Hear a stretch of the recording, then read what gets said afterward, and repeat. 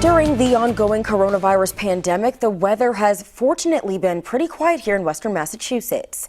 22 News Storm Team meteorologist Adam Stremko was working for you with how that wasn't the case 23 years ago today. Well, Ciara, it's known as the April Fool's Day snowstorm, and it caused quite a bit of damage. Usually this time of year, there is at least some leftover snow on the ground, but not this year. Even in the Berkshires, it's hard to find any sign of snow. But things looked a lot different on April 1st, 1997. It became known as the April Fool's Day snowstorm. The snow started falling on March 31st and continued into April 1st. The storm dumped very heavy wet snow on western Massachusetts. Just over 17 inches of snow was reported at Westover Air Reserve Base in Chicopee.